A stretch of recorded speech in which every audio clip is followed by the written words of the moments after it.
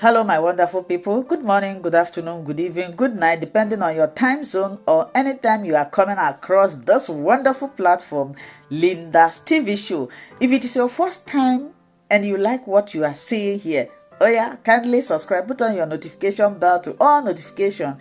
This will enable you to know when we upload a new video. Here we react to all forms of videos, we inform, educate the members of the public about what is happening in the globe. I want to use this opportunity to put a disclaimer that Linda's TV show do not in any way promote hate speech, misleading information, violence, or trying to instigate violence. To you, YouTube, I appreciate you for creating this wonderful platform that we are using.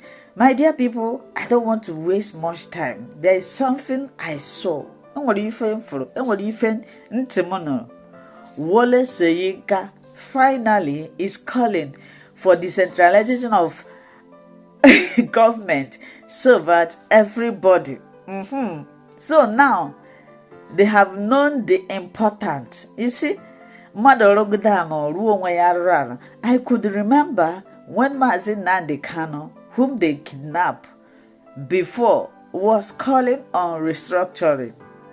Mazi Nnamdi Kanu said, restructure Nigeria, let everybody, like in Germany here, every states manage their affairs. Even in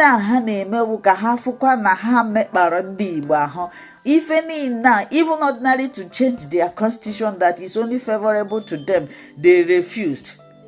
Mazi Nnamdi Kanu said before he opted for Biafra restoration, he was, if you started following him early, he was calling for restructuring. They said no. Like the way they are calling a prime minister, this thing in Finland, today, the thing they call this thing, today, the person they call this thing, so I would like you to listen to this video. For the video, I like it. I say, Awawanti manta no gife mbage bise burunti. Now, everybody na everybody. It's only for the poor. How often are you going to buy rice? Ordinary fuel. Ordinary fuel. And it's a mandi kafa country na no kedafa ha ndi Ukraine nebuteziri ndi Nigeria. Hey! Ifele. So, listen to this video. So, Eale Soyinka can say something like this. After watching, please, I would like to see your opinion, your contribution. Let us always do it constructively in the comment section. May God bless you. I begin by pleading guilty to an obsessive problem. It's called media language. As one who is routinely traumatized by encountering his own words reworked into imagined equivalents, duly enhanced and augmented, even with the best and honest intentions, but which actually end up reading the opposite of intent, that obsession with media language is quite understandable. Fortunately, the preliminary we engage in now is not personalized, so I shall proceed. As gentle as I can, and through examples from the press itself, what is reported and how, to induct you into how the national psyche can actually be programmed, rewired, so to speak, into absorbing the freakish, the grotesque into its digestive system, so that it becomes assimilated as the norm. The process is mostly imperceptible, but the results are manifested in conduct, values, relationships, in both the private and the public domain. Language is part of the enabling factors of such social disfigurement. That is obvious, since language is the basic currency of social exchange.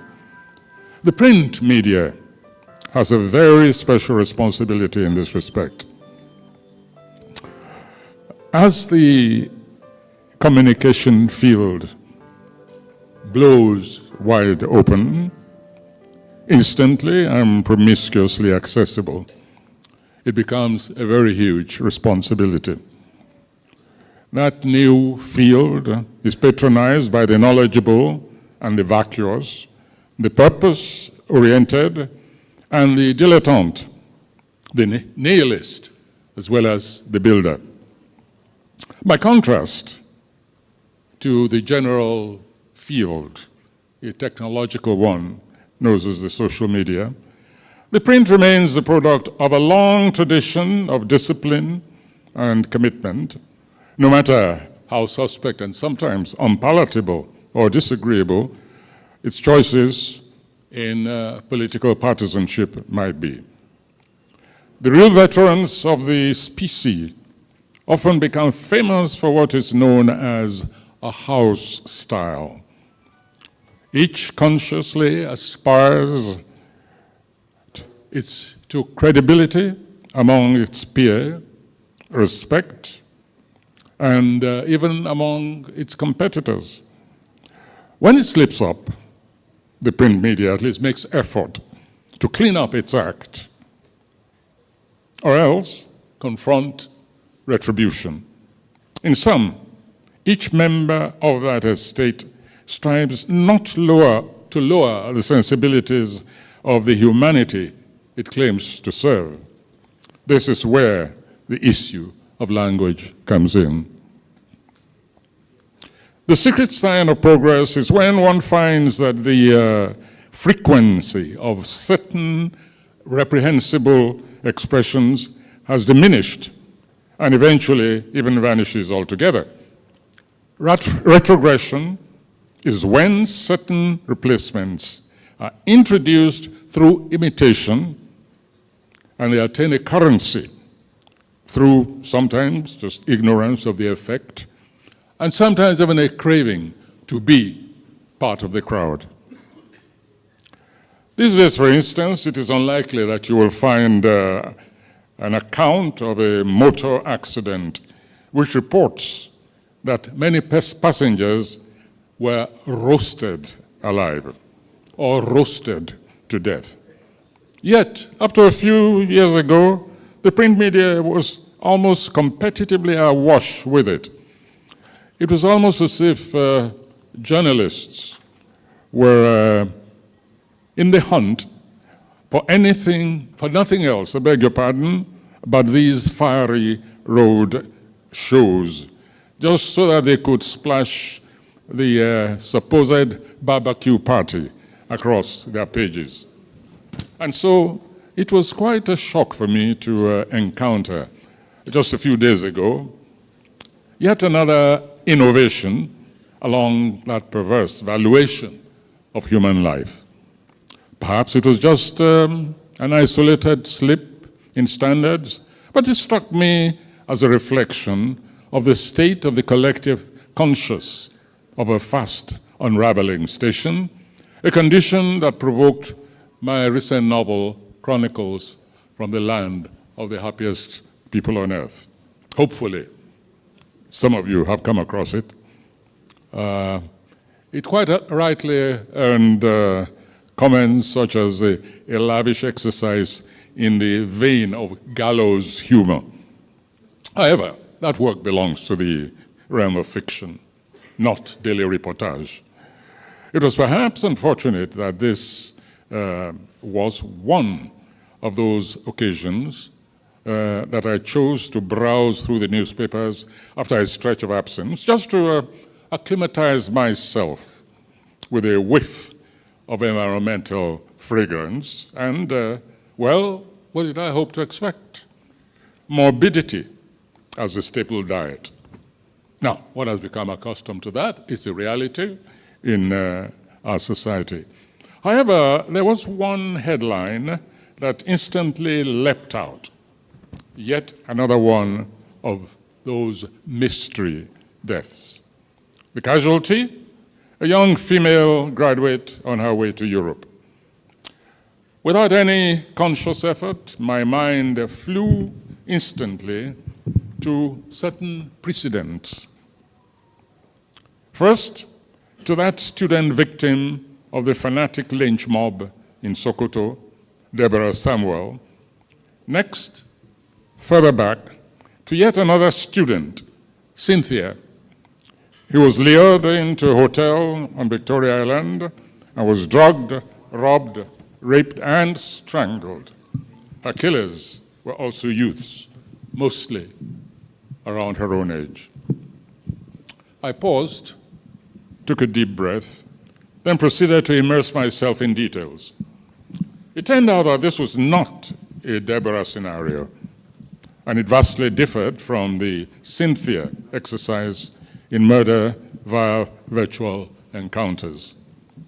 This was related neither to the lucrative ritual killings and trafficking in human parts, as celebrated in that earlier novel, that work, Chronicles from the Land of the Happiest People on Earth.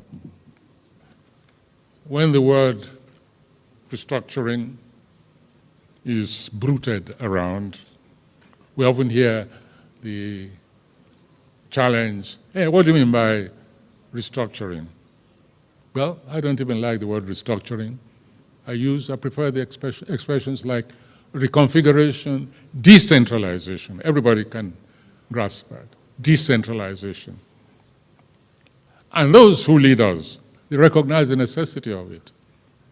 They recognize the importance, almost the inevitability of it, until they get in power. Yes, that's the difference, until they get in power.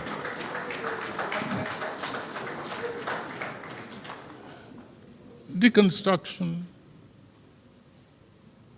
reconfiguration, decentralization, all this is necessary in order to maximize development. We speak about food hunger because it is real, but palliatives are temporary stopgap policies. They do not reach to the heart of the problem, which is one of decentralized development as massively as possible.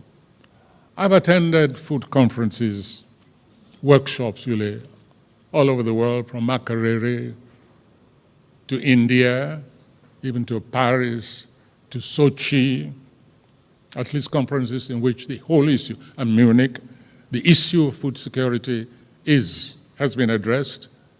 And we've found the consensus is that collectivization is an obsolete word, especially when it comes to food production and access to food. So reconstruction, decentralization is not a slogan, and it is time that we stopped the pretend decentralization conferences, which have been proved to be mere distractions, especially by those who have a different agenda in mind, such as third term agenda. It does not mean that nothing of value has come out of some of the conferences we've had in the past. No. So the tomes are there. People have worked at proposals in spite of even knowing that they've been brought together for a charade. I can tell you about even my own Oba, one of our Obas there, close to me in Osun State.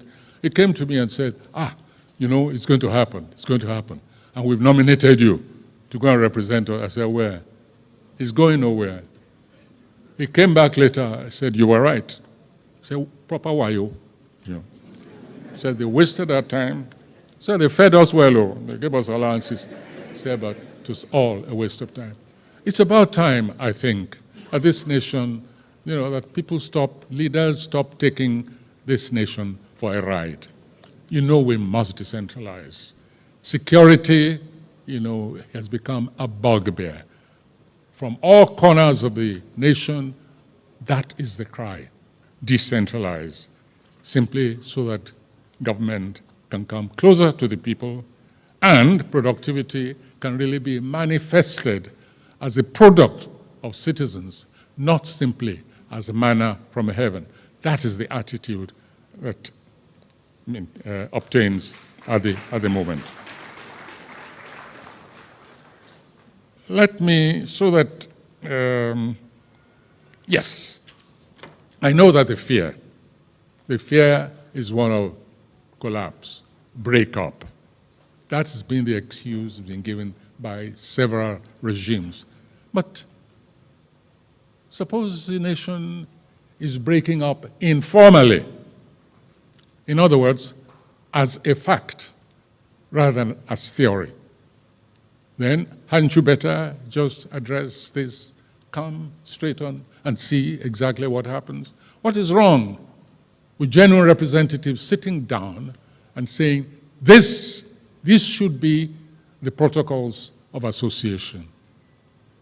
Anything outside of it, anyone who does not want to accept these protocols, abide by these protocols, and manifest these protocols in the act, should take a walk.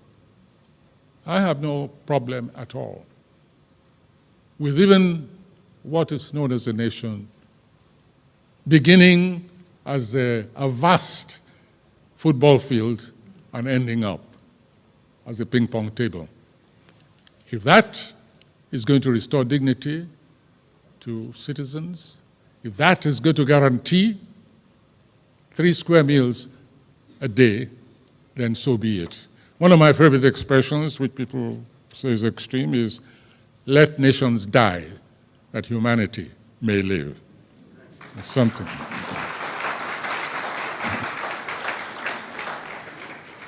Finally, because I know some people will be very disappointed if I do not at least end up touch on this subject, I wish to add just a little postscript. And it goes in the form of the transmission to you of an exchange. You see, we have a problem. We began with the issue of language, and it's a serious one, because you can actually transform humanity if language is used in the right, humanized way. And so, and also, for us even to get to the stage of using language as humanized, we have to ensure the free flow of information, of communication, which is the reason why some of us have taken the trouble to gather here today in a mood of celebration. So, the postscript. I said earlier that free speech is constantly under threat, and sometimes we're looking in the wrong way. We wake up only when atrocities on the level of the murder of a champion of democracy, a champion of free speech, a critic of authoritarianism is murdered in a cell. It takes our mind also to similar events here, MKO Abiola, Yaradua, whose deaths are supposed to be mysterious, but we all know what happened. And so Putin can talk from here to eternity and make all this, oh, he's finally handed over the body, thank goodness, for small mercies. But sometimes civil society is its own worst enemy when it comes to freedom of speech. You say something unpalatable here, and the next moment you hear that your ancient grandmother's house in your village has been burnt down. Well, that is censorship in a terminal form. And so let me just recite this little exchange. It's between two people. Let's call one a handler, the other troll. Handler, your online performance was pathetic. We expected better from you. We expect better from you this time round. Troll, sir, I did my best. Handler, which kind best? Your orders were to get online and scatter him to the four winds. Troll, with all due respect, sir, easier said than done. I did not understand what the man was saying. Handler, did anyone ask you to understand anything? We said, whenever he opens his mouth, don't care about the subject, just jump down his throat.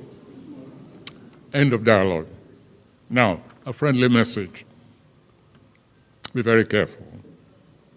The apt expression, slightly adapted, goes, think before you leap, especially down the time-weathered throats that you encounter. You may end up being swallowed intact without any condiments, then expelled through the rear end of the human anatomy. End of message. Thank you very much. The problem of Nigeria today now are not even problems of development, how to build a house, how to buy a car. It is how to eat, even if it is 2 meals a day. So it is a situation that this government has to do everything about. But to me, it is most embarrassing when I see officials of this government blaming the Jonathan government that left office in 2015, nearly 10 years ago. Even ironically, blaming their own predecessor that they took over from within the same APC government. I think everything has gone wrong. I think this government needs to go back to the drawing board, make it a tabula rasa, go back to the drawing board, go back to brass tacks, and say, where did we miss it?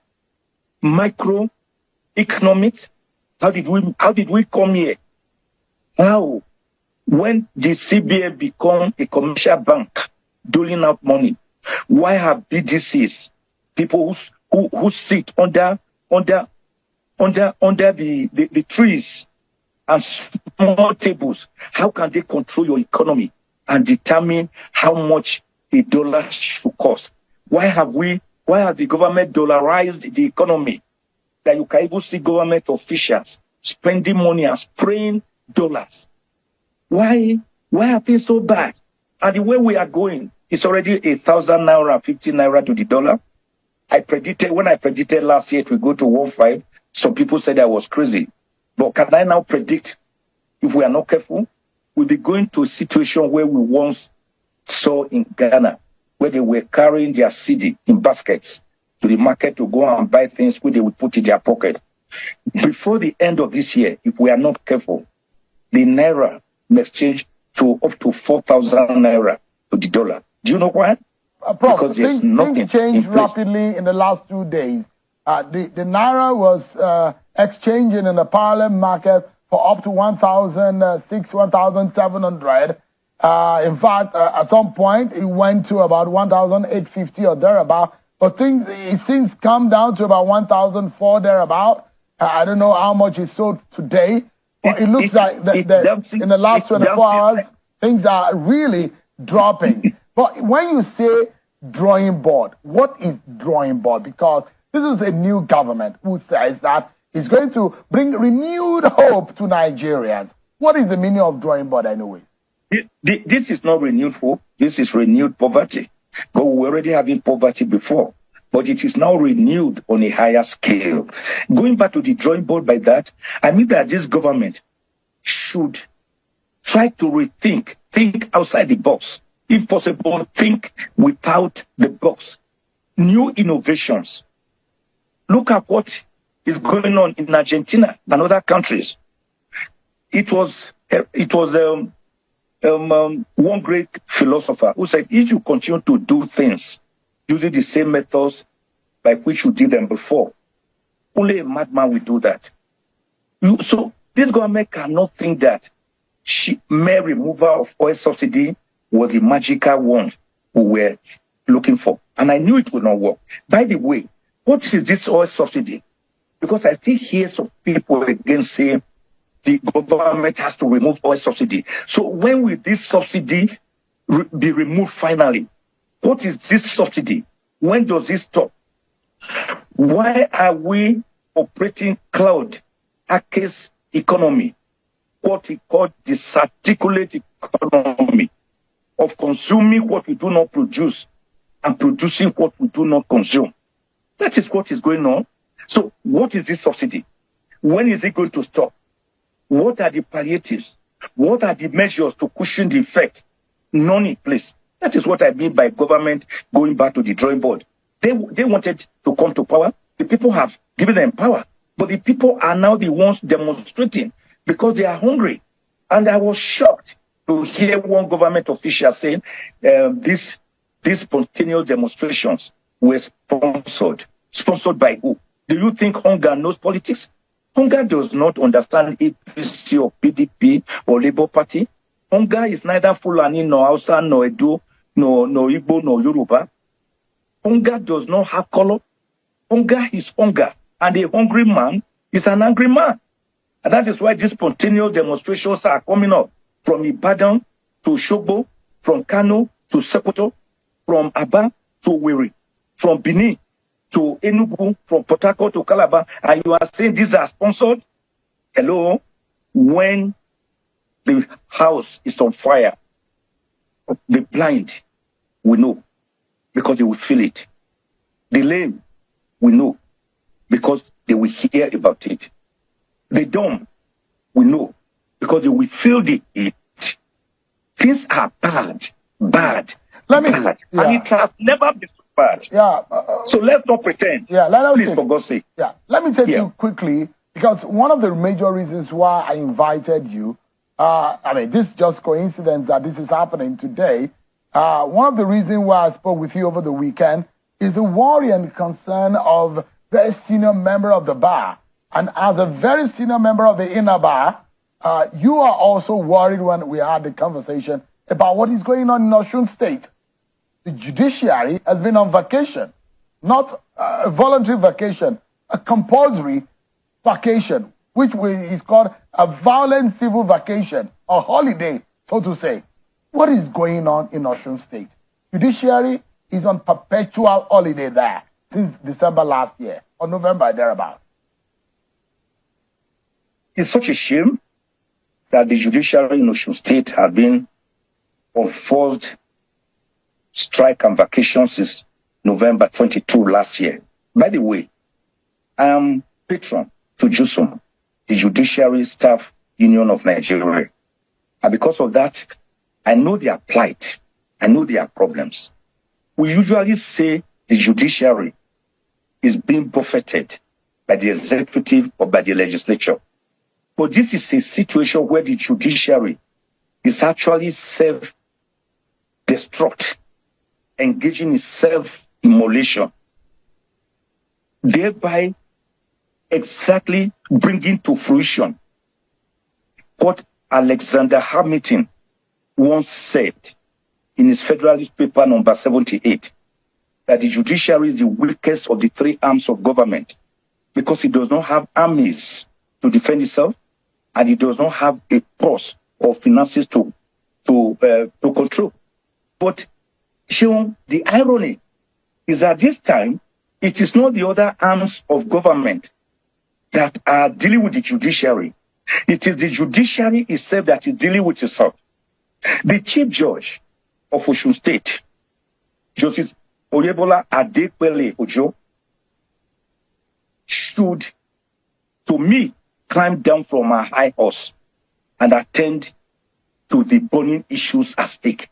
She should not behave like Nero, who was playing games when Rome was on fire. She should stop going to Canada for 6 weeks when her judiciary is at a standstill. It is not another arm of government. It is the same judiciary. Judicial workers are entitled to certain perquisites of office, their salary, before they can work. What brought this about was in November last year. The judiciary staff were complaining that 5 of their staff were unilaterally, arbitrarily, whimsically, and capriciously suspended by Justice Ojo, the Chief Judge, without reference to the JSC, the Judicial Service Commission of the state. And of these 5 staff, 3 of them were arraigned before the Chief Magistrate Court, and they were discharged and acquitted. 2 other staffs were subjected to appearance before panels set up by the Chief Judge herself. The panels exculpated these 2 staff and recommended that they be recalled to their offices. But as I speak to you, the whole of these 5 staff have not still been recalled. Meanwhile, Seun, their salary is being paid innocently by the government, only for the staff to be commandeered to always take the salary and bring it and pay into the finance department of the High Court of Osun State. Now, so the judiciary workers started accusing the Chief Judge of high-handedness, of refusal to obey rule of law, and even of using religious divisiveness to sow seeds of discord amongst judges and staff, and between judges and judges within the state. They said wardrobe allowances are not given to judges. They said the library has not been functional since 2015, in spite of the fact that 12 million naira is remitted every month for the operation of the library. They said that a system of e-affidavit was started by the Chief Judge, found out to a private consultant, and that the private consultant remits only 250 naira per affidavit to the state government coffers, while 750 naira goes to where nobody knows. So they complain about this continuously, that there's no promotion, everybody is stagnated. Prof, sorry if I may jump in. 2 weeks ago, the governor, Demola Adeleke, sent out a release asking, giving 1 week for the Attorney General, the Secretary to the state government, to set up a small committee and ensure that these impasse is resolved immediately. And also, in that statement, the governor had also said that he put the Attorney General on notice and put the NJC on notice. Why is this going on in that state? And it does look like it's an impossible task to resolve this impasse. I tell you, Seun, the truth is that there was a tripartite meeting based on the governor's own intervention. Because this thing is not about the government, about the executive, or about Governor Adeleke. This is about judiciary against judiciary, staff against the Chief Judge against the staff. A tripartite meeting was set up between JUSUM, Judiciary Staff Union of Nigeria, which was represented by the national president of JUSUM. The Attorney General represented Osun State government, while the Chief Registrar of the High Court of Justice of Osun State represented the judiciary, the High Court. They arrived at certain decisions. And some of the decisions was that these 5 workers that were unlawfully, illegally, and arbitrarily suspended should be recalled. And that the 2021-2022 wardrobe allowances should be paid to those who deserve it. The library should start, and that the Chief Judge should no longer would victimize other people. And he did. One Mrs. Bosse Fagbemi, who had again been illegally transferred by the Chief Judge, while she brought in someone who she felt will work better with her, a minion, should also be recalled. I tell you, the state government quickly, from what the judiciary staff told me, quickly mobilized and paid all outstanding money so that they will fulfill all righteousness. But as we speak to you, the Chief Judge has not been able to call for a meeting of the JSC, the Judicial Service Commission. She has not recalled the 5 suspended workers. Everything is at a standstill. And guess what?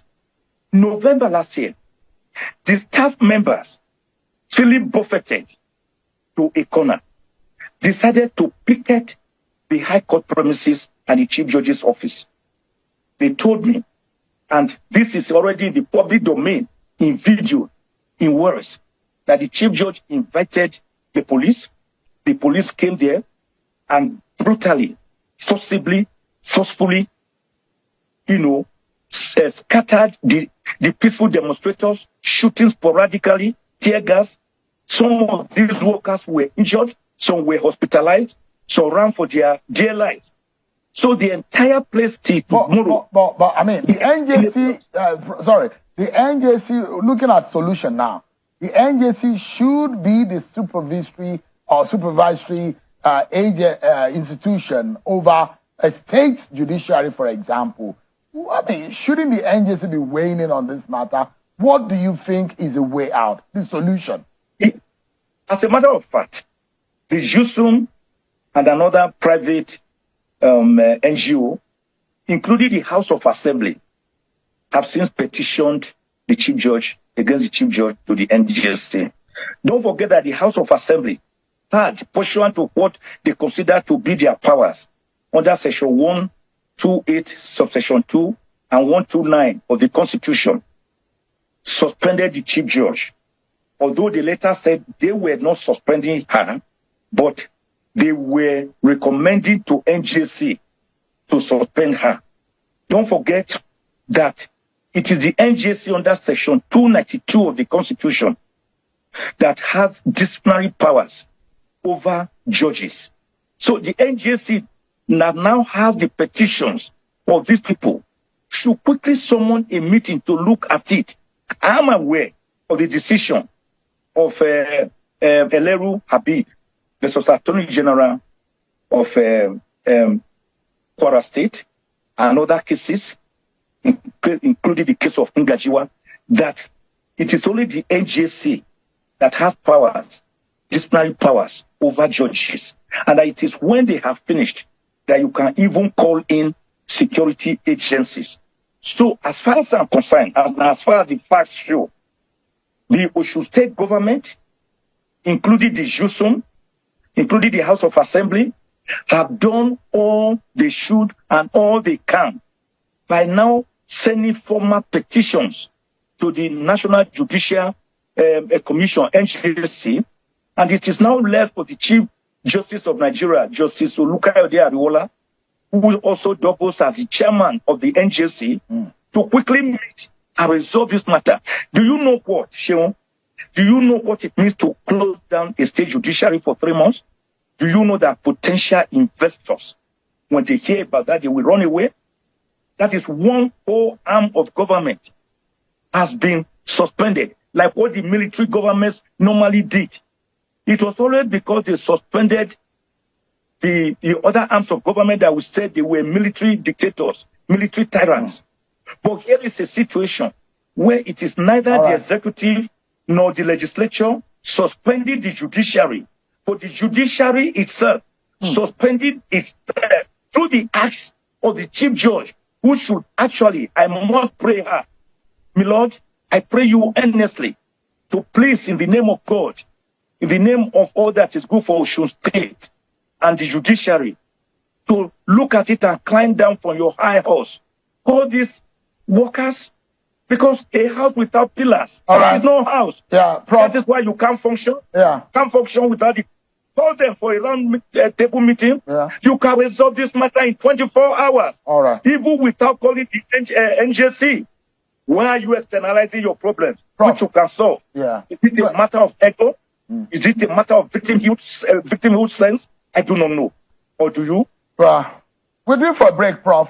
But I must sincerely thank you. I know how passionate you are about the state of affairs, and as a patron of JUSUM, a lot of calls are coming on what has happened in the judiciary. All my life, I've defended the judiciary. I've defended the judiciary all my life. Everybody knows about that. Just Google my government and add judiciary. I defend them because they cannot speak for themselves. Right. But what do you do in a situation where it is the judiciary dealing with itself, slapping itself, gunning at itself? Hello, my wonderful people. As we have finished watching this interesting video, please, I want to see your comment, your contribution, your opinion in the comment section. Like I said earlier, let us do it constructively. Tell me what you think about this video that you have just watched, and also about the platform. If you haven't subscribed, what are you waiting for? Please remember to subscribe, put on your notification bell, share this video, and remain